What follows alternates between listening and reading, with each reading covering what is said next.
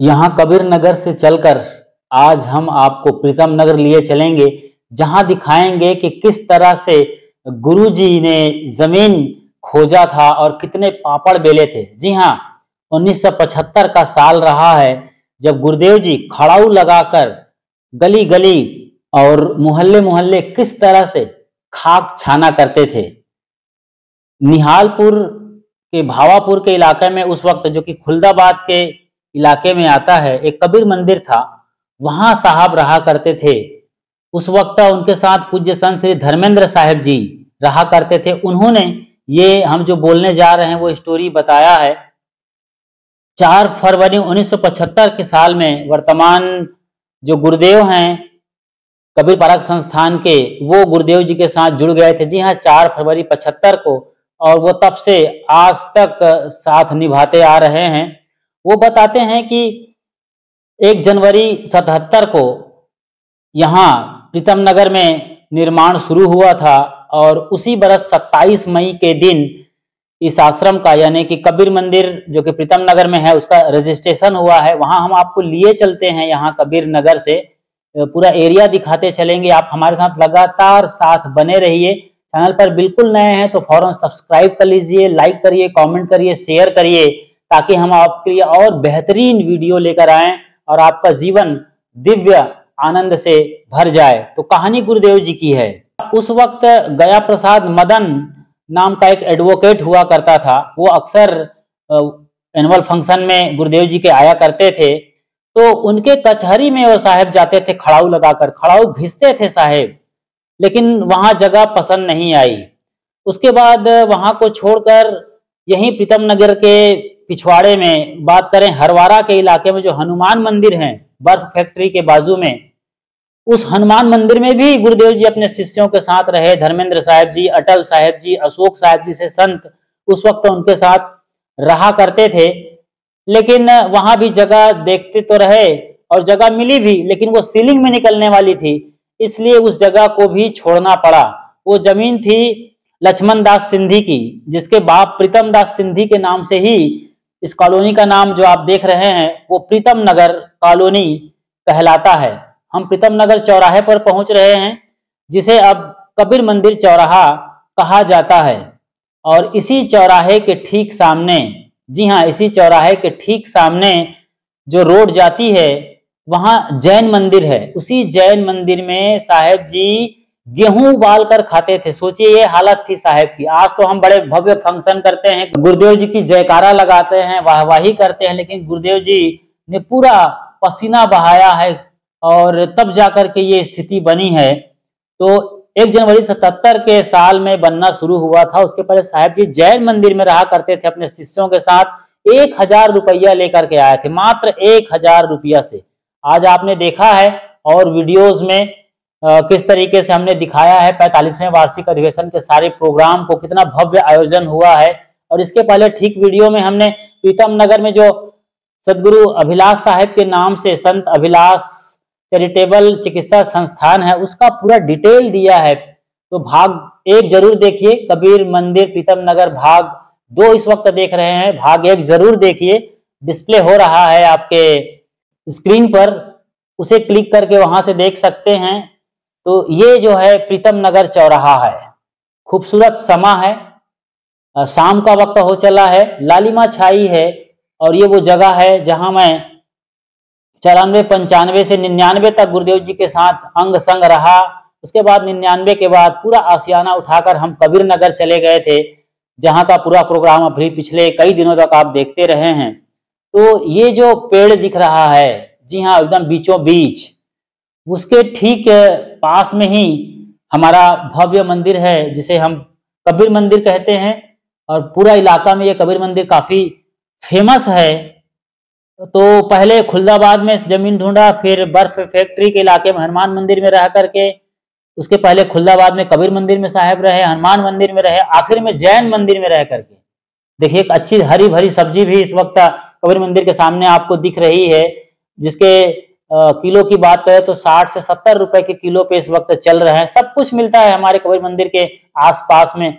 हम एक एक दुकान से परिचित हैं, एक एक दुकान वाला हमारा नाम जानता है, क्योंकि यहाँ हम 15 साल रहे हैं कबीर नगर और प्रीतम नगर को मिला दिया जाए तो कभी यहाँ कभी वहाँ।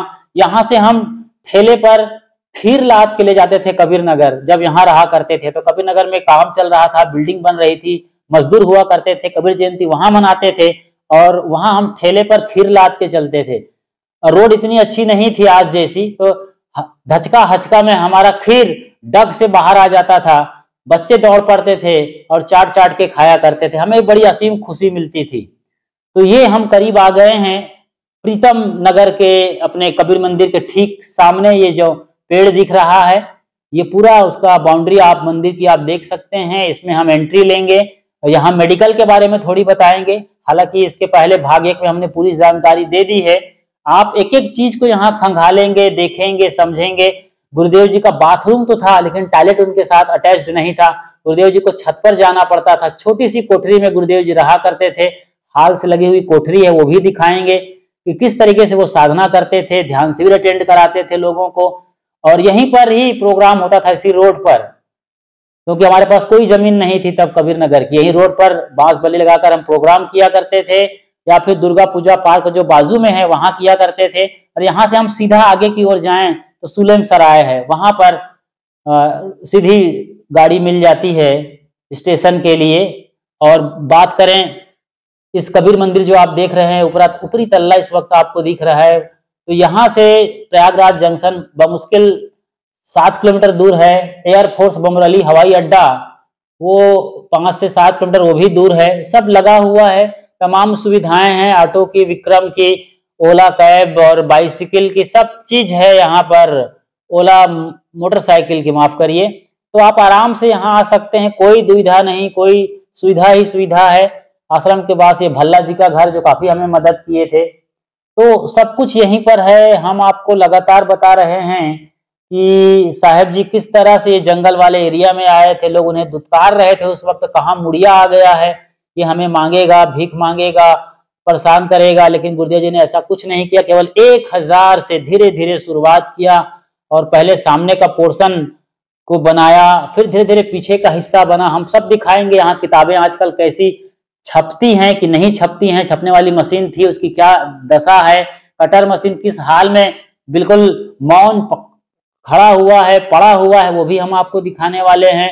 कहाँ बाइंडिंग होती थी, कहाँ फर्मा कमरा है, पुराने जमाने के टॉयलेट, बाथरूम सब दिखाएंगे, एक एक चीज, ऊपर का हिस्सा दिखाएंगे, छत पर। चलिए अब एंट्री ले रहे हैं। ये है कबीर साहित्य में यहाँ मिलता है, ये बताया जा रहा है। तो साहित्य सेंटर है और सदगुरु अभिलाष साहब के नाम पर संत कबीर चैरिटेबल चिकित्सा संस्थान में तब्दील हो गया है। जैसे कि मैंने कहा उसका पूरा डिटेल भाग 1 में आप देख चुके हैं। यहाँ हम आश्रम के बाबत आपको बता रहे हैं बार बार कि आश्रम की पूरी जानकारी, एक एक कोना कोना दिखाएंगे पूरा आश्रम। आप नहीं आए हैं तो कोई मलाल नहीं है, हम सब कुछ दिखाने वाले हैं। यहाँ पर ये देख रहे हैं आप, अब नाम बदल गया है इसका, संत अभिलाष चैरिटेबल चिकित्सा संस्थान, पूरा डिटेल है यहाँ पर। और हम आश्रम में जहाँ हॉल है, जहाँ सत्संग होता है, आज भी सत्संग होता है, मतलब संडे को कॉलोनी के लोग आते हैं करीब 100 के तादाद में, वो भी दिखाएंगे।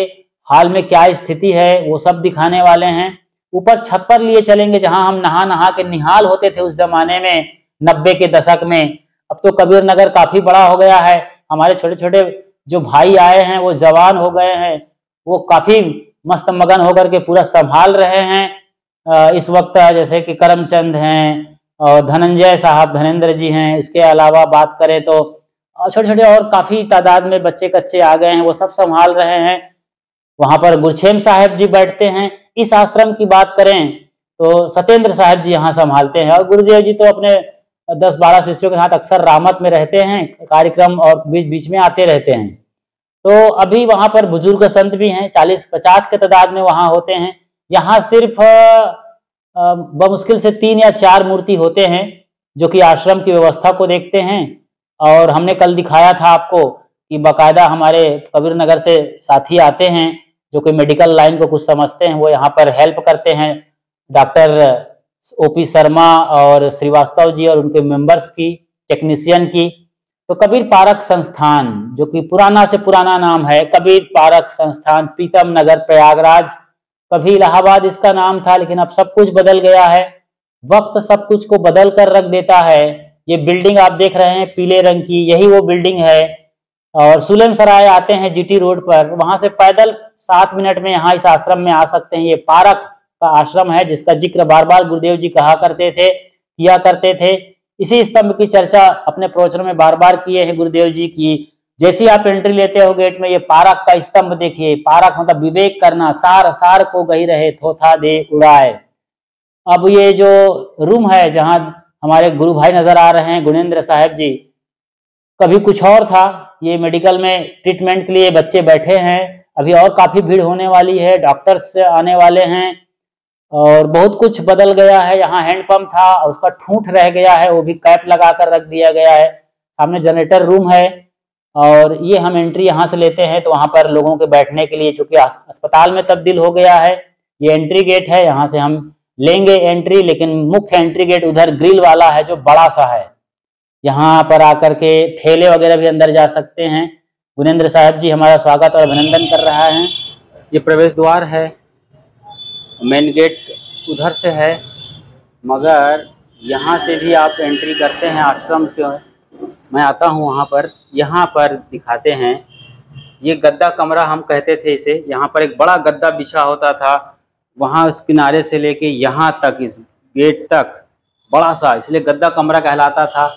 जब गुरुदेव जी यहाँ होते थे, यहाँ पर लोगों से मिलना बैठना होता था। और ये जो दरवाज़ा बंद है फिलहाल, यहाँ पूरा किताब का डिस्प्ले है। जैसे ये आप देख रहे हैं स्टोर है वहाँ अंदर।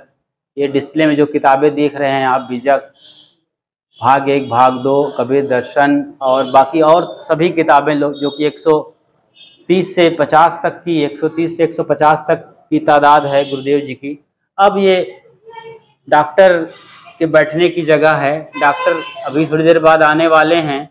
यहाँ वो बैठते हैं, डिटेल्स पूछते हैं और बाकी चीज़ें यहाँ पर वो, जैसे कि आप जानते हैं हॉस्पिटल के अंदर वो सब कुछ है। गुरुदेव जी और उनकी किताबें तथा पारक सिद्धांत के समस्त बड़े महापुरुष गुरुदेव सदगुरु कबीर साहब जी के साथ विशाल साहब नज़र आ रहे हैं। उसके बाद सदगुरु राम सूरत साहब जी हैं जो गुरुदेव जी के गुरु हैं, और पारक सिद्धांत के महापुरुष सदगुरु कबीर साहब, फिर प्रेम साहब जी। इधर और जो दिग्गज संत हैं वो सब हैं।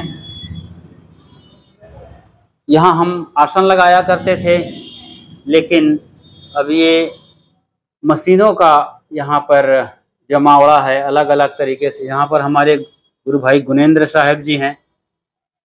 तो ये क्या, कौन सा रूम है? ये दवा खाना जैसा दिख रहा है। खाना है, यहाँ पर डॉक्टर की प्रिस्क्राइब की हुई दवा मिलती है यहाँ पर गरीबों की सेवा के लिए। और अच्छा, कम से कम रेट पर मिलती है, और गरीबों के लिए तो फ्री भी मिलती है। अच्छा, गरीबों को निःशुल्क सेवा दे रहे हैं। हाँ।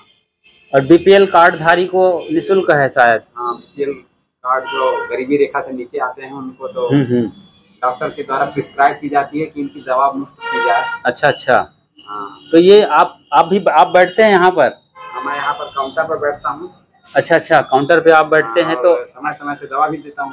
अच्छा, वरना उनके कंपाउंडर आते हैं? हाँ, 3-4 लोग रहते हैं यहाँ। 3-4 लोग हैं। 2 डॉक्टर हैं क्या? 2 डॉक्टर हैं और 4 लोग यहाँ पर काम करते हैं। अच्छा, मशीनों पे कई चीजें हैं यहाँ पर। किस रोग का इलाज होता है?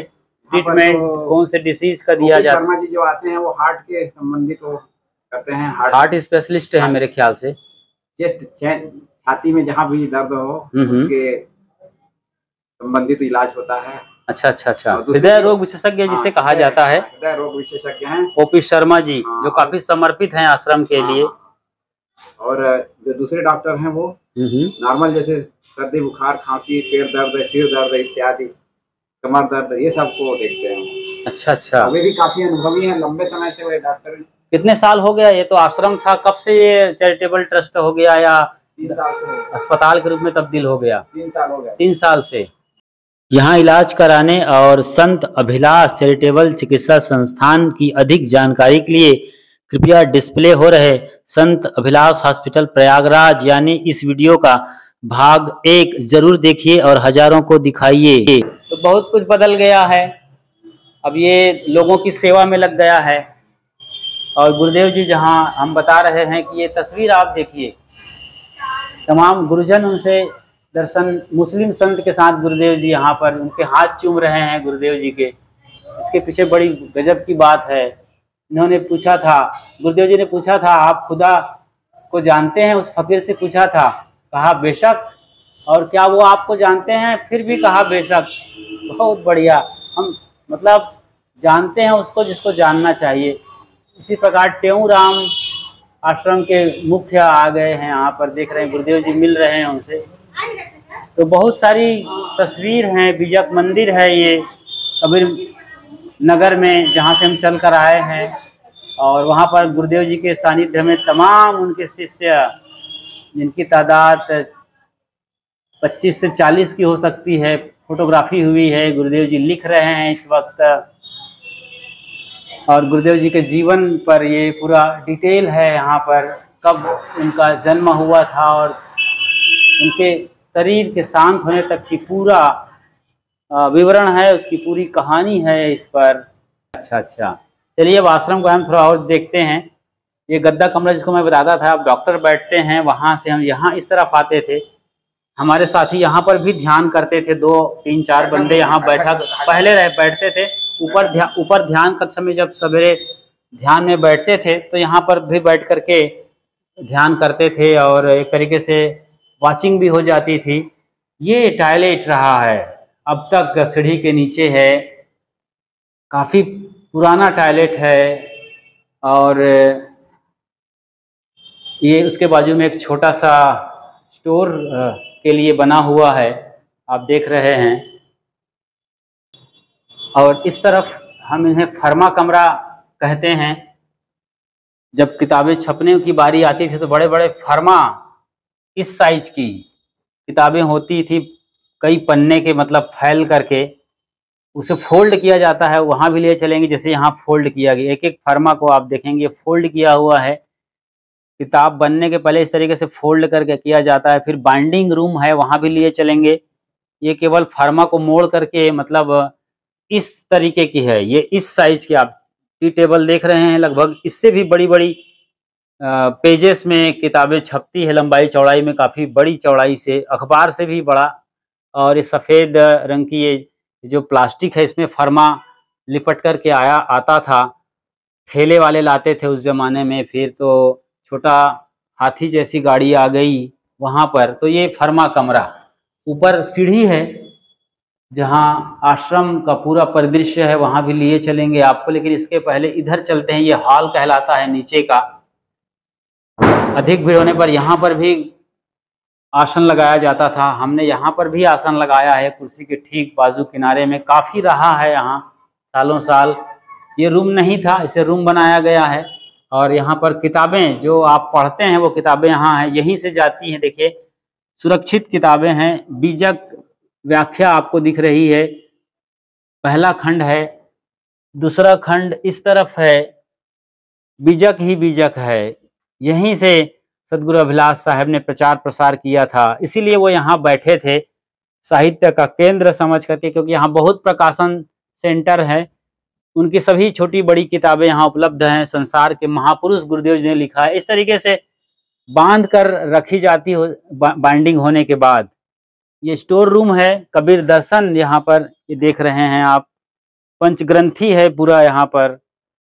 और बीजक का यहाँ पर जो पारक प्रबोधनी टीक है वो है। कहत कबीर, इसमें 500 भजन से भी ज़्यादा भजन है सदगुरु कबीर साहब के, शायद 1000 हो सकते हैं, आपको देखना होगा। और बाकी छोटी बड़ी किताबें और भी स्टोरेज हैं, रूम हैं, वहाँ पर साहब के सभी तरह के साहित्य और किताबें रखी हुई हैं। तो ये किताब घर है। अब साहित्य केंद्र बन गया है ये प्रीतम नगर का कबीर मंदिर। और दूसरा दवा खाना उधर, संत अभिलाष चैरिटेबल क्लिनिक आपने देखा। और यहाँ प्रिंटिंग प्रेस उस जमाने में चला करता था, वो हम दिखाते हैं। कटर मशीन देखिए, कपड़े से ढक दिया गया है, इसको हमने काफ़ी चलाया है। यहाँ पर पुस्तक बाइंडिंग होती थी। यहाँ पर नोखेलाल जी बैठते थे, एक अच्छे मास्टर थे वो बाइंडर जो कि वैतनिक बाइंडर थे, वो यहाँ बैठते थे। कुछ पुरानी तस्वीरें हैं गुजरे ज़माने की, गुरुदेव जी के शिष्यों की, वो नज़र आ रहे हैं। अपने शिष्यों के साथ आप पहचान सकते हैं यदि आप संतों को जानते हैं, बराबर आते हैं तो ये कटर मशीन यहाँ हम चढ़ करके इसे चलाते थे। काफ़ी तगड़ी मशीन है, वो दिखाते हैं आपको इसको ओपन करके। और इसके ये नीचे में जो कतरन आती थी कागज़ के कटने के बाद, यहाँ कतरन हम भर दिया करते थे। अब चूँकि मशीन नहीं चलती है इसलिए कतरन भी नहीं है, केवल कार्टून नज़र आ रहे हैं जिनसे पैक करके आपको किताबें भेजी जाती है। ये कार्टून ज़्यादा से ज़्यादा हैं, आपको पार्सल करते हैं बीबी के द्वारा या ट्रेन, जैसे भी पार्सल आपके यहाँ जाता है बुक्स का, आप जानते हैं। यदि आप किताब मंगाते हैं, आप जब भी मंगाएंगे किताबें यहाँ पैक हो करके आपके यहाँ भेजी जाएंगी। ये कटर मशीन आप देख रहे हैं, ये बड़ा सा ब्लेड लगा हुआ है। इसी ब्लेड से फरमा काटा जाता था, मतलब जो कई बड़े पेज आते थे, एक बड़े पेज को 4 टुकड़े में तब्दील किया जाता था, या कवर का जो साइज बड़ा है उसको कतर दिया जाता था। ये आखिर कतर और कटर बिल्कुल वही मशीन है। हम यहाँ पर स्टूल पर बैठते थे और इसको हैंडल चलाते थे। हमारे साथी मजाक करते थे कि आपकी गाड़ी कहाँ जा रही है, नागपुर जा रही है, जबलपुर, रायपुर, कानपुर। तो हम लोग बड़े आनंद के साथ वो काम किया करते थे उस ज़माने में। जब 94 में जब हम यहाँ आए थे गुरुदेव जी के सानिध्य में, तब से लेकर लगभग 2010 तक मैं रहा हूँ गुरुदेव जी के साथ। और ये कागज़ है जिनसे किताबें बांधी जाती है और उस पर उसके बाद कार्टून पर रखा जाता है, तब भेजा जाता है आपको। तो ये कटर मशीन आप देख रहे हैं, ये मोटर है उसकी, स्टार्टर है, माफ़ करिए। ये मोटर वगैरह तो नीचे है, ऑयलिंग ग्रीसिंग की जाती रही है। ये सब काम हमारे गुरु भाई हम सब मिल करके करते रहे हैं। इस पर हम पार्सल बना के भेजते थे छोटे छोटे। ये कागज़ है, बाकी और चीज़ें हैं। और अब यहाँ और बाजू का जो हम स्नान घर है, नीचे का टॉयलेट बाथरूम, वो दिखा देते हैं आपको। ये खुला प्रांगण है, यहाँ नहा नहा के हम निहाल हुए जाते थे। और ये टंकी है, यहाँ पर भोजन हम लाते हैं, अभी वर्तमान में कबीर नगर से यहाँ रखा जाता है और फिर ऊपर जाता है। यहाँ पर मोटर मशीन थी, वो अब नहीं है, वो सिस्टमेटिक कर दिया गया है। और ये केवल खुला ओपन बाथरूम है। आप देख रहे हैं ये दूसरा तल्ला है आश्रम का, मतलब ग्राउंड फ्लोर, ये फर्स्ट फ्लोर, ऊपर सेकंड फ्लोर जहाँ गुरुदेव जी का निवास है। शाम के बाद रात का वक्त हो चला है, फिर भी हम कोशिश करते हैं जितना संभव हो दिखाते हैं आपसे। यहाँ पर 5 से 7 संत रहते हैं डेली। ये एक और वेस्टेज रूम है, यहाँ भी कार्टून वगैरह रखा जाता है। ये बाल्टी, इसमें मिट्टी होती थी पहले मांजने के लिए, अब वो मिट्टी के बजाय ये पाउडर से मांजना होता है। वरना यहाँ की इलाहाबाद की जो मिट्टी है, प्रयागराज की बलुई मिट्टी, वो काफ़ी असरदार और झाग वाली होती थी, चिकनाई के साथ। ये बाथरूम ही है, ये यूरिनल है कॉर्नर में, और ये बंद बाथरूम है। टॉयलेट बाहर है उस तरफ। जब हम जाते हैं, जब गेट से बाहर निकलते हैं तो टॉयलेट की सुविधा इस तरफ दी गई है। सीधा साहिब जी आ रहे हैं, इधर से आते हैं आश्रम। और ये यहाँ पर ये बाइंडिंग रूम जाने का है। इधर भल्ला जी का कमरा था। कई बार कार्यक्रम, भीड़ ज़्यादा होने से 90 के दशक में कार्यक्रम यहाँ भी हुए हैं। ये तोड़ दिया जाता था, गेट जैसा दिख रहा है, देखिए तोड़ी वाली जगह, गेट यहाँ खोला जाता था और भल्ला जी के यहाँ फिर। तो ये बड़े अच्छे प्रेमी थे भल्ला साहब, सिंधी या पंजाबी थे। और इस तरीके से ये दीवार यहाँ पर तोड़ दी जाती थी और उस पार उनके प्रांगण में भी हम सहायता लिया करते थे। वहाँ भी भंडार वगैरह बनता था। और अब वो नहीं होता है, क्योंकि कबीर नगर में सब कुछ हो गया है। पूरे आश्रम परिसर में गुरुदेव जी के मंत्र लिखे हुए हैं, सावधानी ही साधना, वो अक्सर कहा करते थे, हर प्रवचन में जिक्र आता था। इसी तरीके से यहाँ हम देखते हैं इस हॉल में, तो उसके ठीक सामने ये लिखा हुआ है, वासना त्याग मोक्ष है।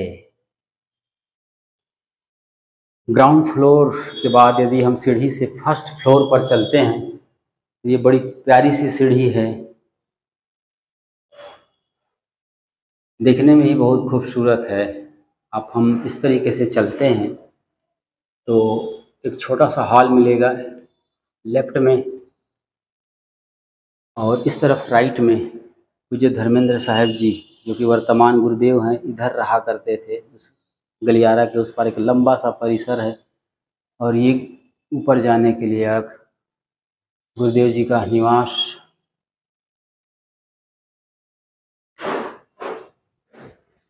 ये छोटा सा हॉल है।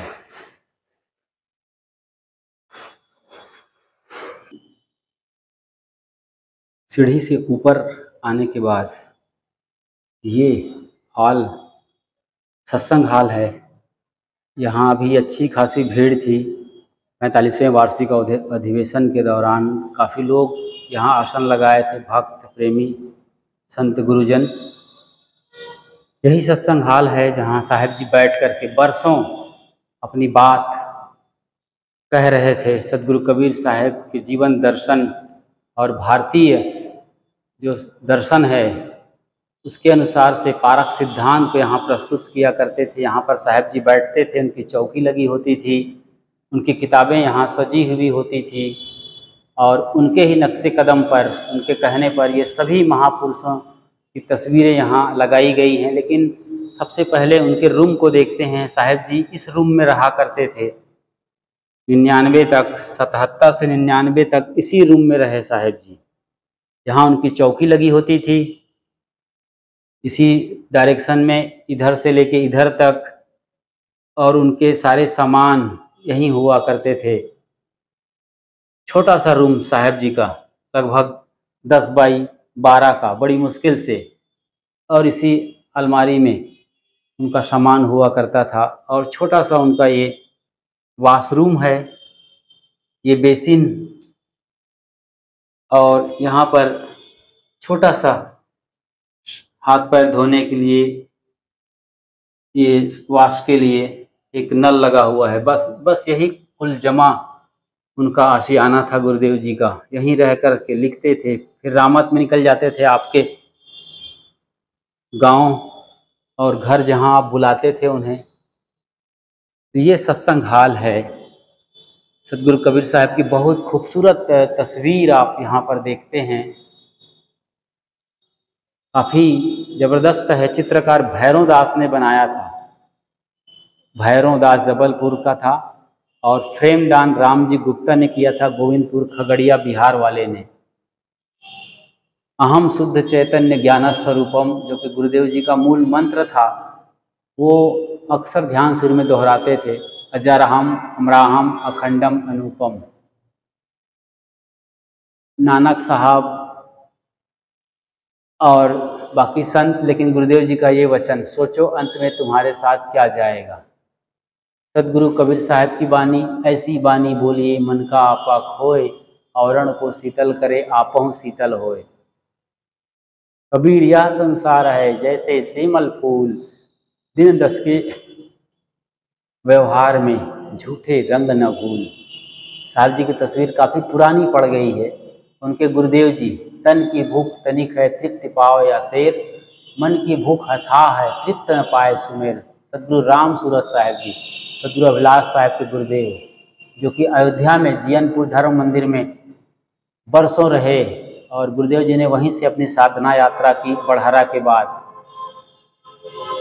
राम और कृष्ण की ये तस्वीर, जो भारतीय दर्शन में बड़े नाम हैं, खासतौर से महाकाव्यों में। सभी पापों से बचो और अच्छे आचरण से चलो, और चित्त को अपने वश में रखो। महात्मा बुद्ध और इसी के साथ ये सारे शंकराचार्य के वचन है, मानव शरीर और सद्गुरु का मिलना तथा मोक्ष की इच्छा होना दुर्लभ है, इन्हें पाकर अवसर न चूके। मानुष तन सद्गुरु मिलन, मोक्ष हो इच्छा होए, दुर्लभ तीनों परम है, पाए सुयोग न खोए। संत रविदास जी महाराज।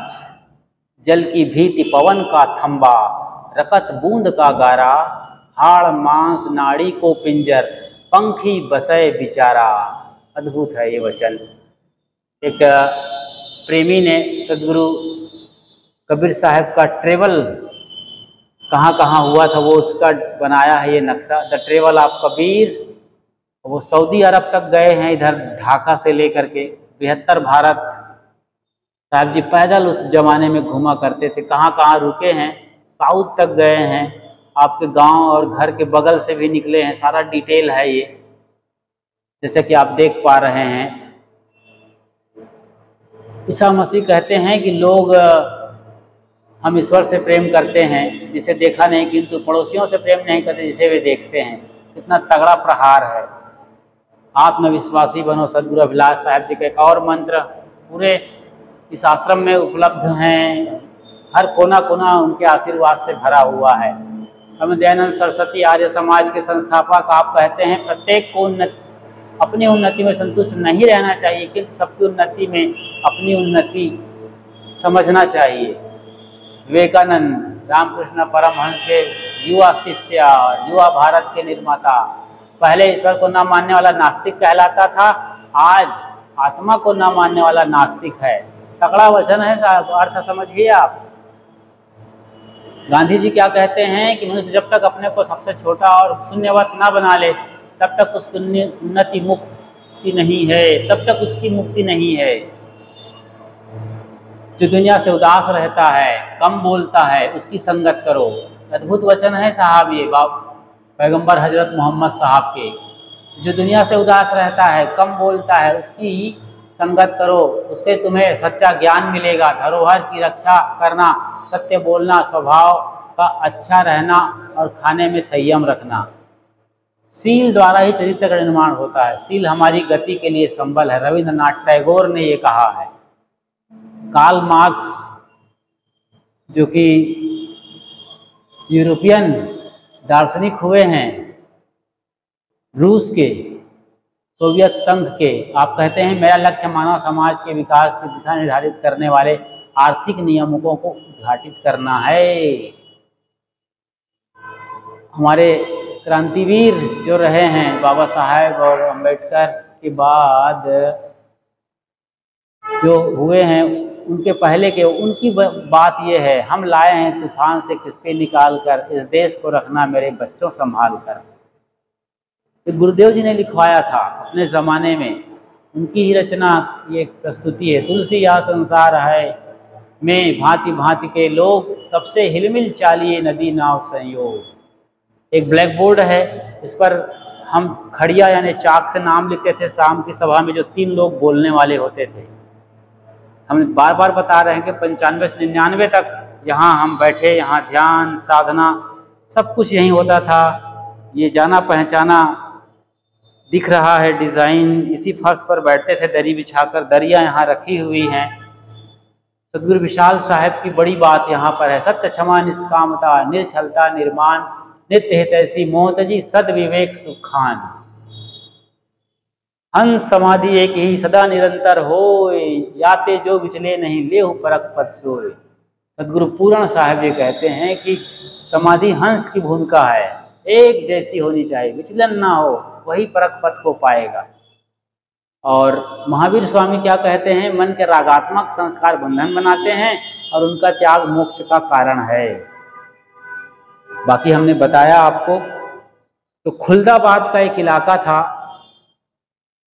इसी शहर में, वहाँ 75 के साल में साहब आए और क्या क्या वो कैसे कैसे भटके ढूंढे, वो और कहानी बताते हैं इस हाल से निकल करके। इस हाल से विदा होते एक और बात बता देते हैं कि इसी हाल में, यहीं पर मेरा 95 के साल में ब्रह्मचारी वेश हुआ था और साधु वेश हुआ था वहाँ कबीर नगर में। तो यहाँ पर हम 4 शिष्य थे उनके उस समय, जो साथ साथ आए थे। संत श्री राम साहेब जी, संत श्री दीपेंद्र साहेब जी, चूड़ामणि साहेब जी और मैं। यहीं पर गुरुदेव जी ने हमें दीक्षा और संस्कार के साथ ब्रह्मचारी वेश दिया था। जैसे ही हॉल से निकलते हैं, ये सीढ़ी एक नीचे जा रही है जहाँ से हम आए हैं, और ऊपर जाती है छत के लिए। और इसी बीच ये भंडार घर, जिसको किचन या पाकशाला भी हम कहते हैं, स्टोरेज था यहाँ पर दाल और चावल के। यहाँ बड़े बड़े ड्रम्स रखे रहते थे पहले, जब यहाँ गुरुदेव जी रहते थे। एक और मूल मंत्र, जीवन की सर्वोच्च स्थिति आत्मस्थ होना है। इससे बड़ा कोई मंत्र हो सकता है? स्वयं में स्थित होना, यही जीवन की सबसे बड़ी उपलब्धि है। तो यहाँ पर कई ड्रम्स होते थे, उसमें दाल चावल अनाज वगैरह हुआ करता था। गुरुदेव जी यहाँ पर बैठते थे, बिल्कुल यहीं पर ये तस्वीर दिख रही है, उसके नीचे ये बेसिन है। यहाँ पर एक चौकी लगती थी, उसी पर बैठ करके साहब जी खाते थे। चौकी में आधे में बैठते, आधे में पाटला, पाटला पर भोजन। भोजनालय निर्माण हेतु 5000 श्रीमती रामवती बाई ने दिया था, जो गुरूर छत्तीसगढ़ दुर्ग की थी, मगर अब बाद में छत्तीसगढ़ बना, पहले मध्य प्रदेश का ही हिस्सा था। ये तस्वीरें हैं कुछ पुरानी, यादों को ताज़ा करने वाली हैं। गुरुदेव जी यहाँ बैठते थे। उस जमाने के दानदाता और भी हैं, आप देख सकते हैं। इस कोष के अंतर्गत जमा राशि से ब्याज द्वारा प्रतिवर्ष जमाकर्ता के नाम से भंडारा होता है। देखिए 25,000 धनराशि जमा के शंकर भाई रणछोड़ भाई, ठाणे बड़ौदा गुजरात। वो ज्येष्ठ पूर्णिमा में गुरु पूर्णिमा का भंडारा होता था। ऐसे ही तमाम गुरुजन, संत सुचाल साहेब, गुरचरण साहेब, सहनशील साहेब, गुरछेन साहेब, विचार साहेब, ब्रह्मचारी राम रूप जी, सत्येंद्र साहेब, गुरबोध साहेब और तमाम संत भक्त, सब इनके जरिए साल भर भंडारा होता है। अलग अलग विशेष पूर्णिमा की तिथि या अन्य खास तिथि पर ये यहाँ पर बाकायदा लिखा गया है। ये मुख्य रसोई घर रहा है, यहीं भोजन बनता था।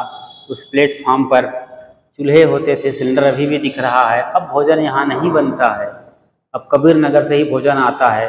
पहले यहाँ भोजन बनता था और कबीर नगर भोजन जाता था। कितनी बदलती हुई दुनिया है, सब कुछ बदल गया है। यहीं सभी संत बैठते थे पाटले पर और भोजन हुआ करता था। इसके अंदर मसाले वगैरह होते थे, कुछ और चीज़ें, चाकू वगैरह और छिलनी वगैरह यहाँ रखे। पाटले अभी भी वहाँ दिख रहे हैं। बहुत कुछ बदल गया है, आप देख रहे हैं। यहाँ से आने वाले आगंतुक को देख लिया जाता था कि कोई आ रहा है क्या। एक खिड़की हम खोलेंगे तो यहाँ से आने वाला दिख जाता है, उसके हिसाब से भोजन बढ़ाना है या उनके लिए भोजन बनाना है, वो सब कुछ हो जाता था। ये एकदम चिकना फर्श है, काफ़ी धुलाई हमने किया है इसको। भोजन भंडारे के बाद भोजन बनाया है, हर तरह की ड्यूटी निभाई है, कोना कोना यादगार है। गुरुदेव जी का आशीर्वाद है, वो आज भी बरकरार है। सदगुरु विलास साहेब जी। तो ये हाल जहाँ गुरुदेव जी भोजन करते थे, और एक ये हाल जहाँ भोजन बनता था। और उसके बाजू में इधर अभी तो ताला लगा हुआ है, एक खुला छोटा सा बारजा वाला स्पेसेस है, जहाँ पर हम खुले में बैठते थे धूप में। वहाँ मिट्टी का चूल्हा भी है, कभी रोटी बनाना हो, भुट्टा सेकना हो तो वहाँ किया करते थे, या फिर बर्तन साफ करने की जगह भी है। डस्टबिन भी वहाँ भंडार का रखा होता है, लेकिन अब सब बदल गया। चलते हैं ऊपर, नीचे हॉल रह गया है, वो और दिखाएंगे आपको, लेकिन इसी बीच ऊपर देख लेते हैं। ये सीढ़ी, इसमें कितनी बार हमने पोछा मारा है कपड़े से, रगड़ रगड़, कितनी चमक है, आज भी वो चमक बरकरार है।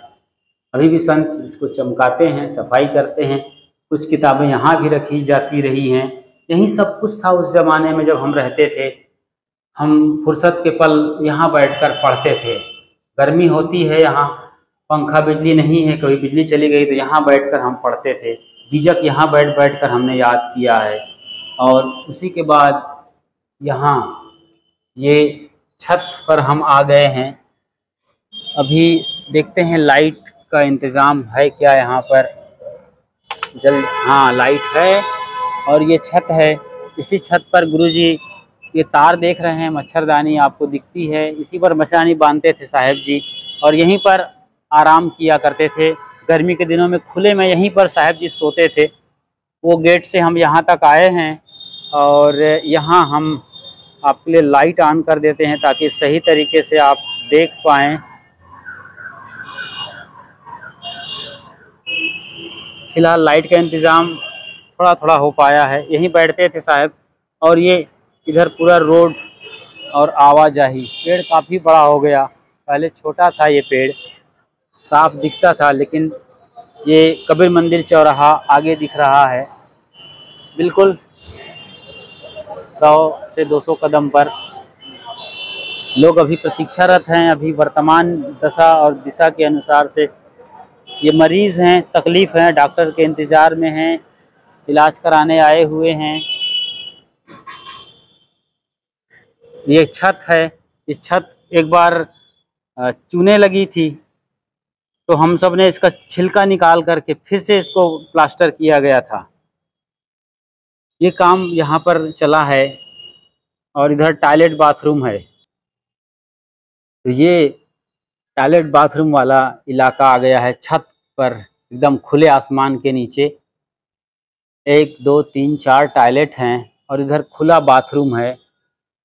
ये विशेष पानी की टंकी है, यही एकमात्र पानी की टंकी है प्रीतम नगर के इस कबीर मंदिर में। और ये बेसिन नहीं थे पहले, बाद में लगाया गया, हालांकि काफ़ी साल इनको भी हो गए हैं। एक बंद कमरा वाला बाथरूम है, ये यूरिनल है और ये हम यहाँ नहाया करते थे, इसी पर नहाते रहे हैं। खूब यहाँ पर कपड़ों की धुलाई हुई, जाजिम भी धोए हैं, गद्दे के खोल धोए हैं कार्यक्रम के बाद। सब कुछ यहीं होता था उस ज़माने में, जब कबीर नगर का अस्तित्व तो था मगर वहाँ निवास नहीं था। कबीर नगर बाद में विकसित हुआ है, 99 में गुरुदेव जी गए हैं, वरना यही सब कुछ हुआ करता था। इसी कॉलोनी में लोगों के यहाँ घर मांगा जाता था और वहाँ पर आप आते थे, गुरुजन आते थे तो उन्हें निवास दिया जाता था। ये बीच का एक हॉल है, यहाँ पर संतों का आसन पूरे लाइन से लगता था, गद्दे लगाए जाते थे टाट पर। यहाँ पर कोई चौकी नहीं होती थी, अब श्री सत्येंद्र साहब जी के लिए चौकी है। इसमें कैसेट बनाया जाता था रील वाली, उसका पूरी मशीन यहाँ लगी होती थी यहाँ संतों। और ये ऑफिस था, उस बाद में यहाँ ऑफिस आगे छोटा सा कमरा है, वरना ऑफिस नीचे था। इस ऑफिस में भी पूज्य संत श्री सत्येंद्र साहब जी बैठते हैं और यहाँ से चीज़ों को संचालित करते हैं। ख़ास तौर से किताबों का ये कुछ पुरानी तस्वीरें हैं उस ज़माने की, गुरुदेव जी की। श्री ज्ञानेंद्र साहब जी भी दिख रहे हैं जो भजन गायक हैं, काफ़ी भजन गाए हैं।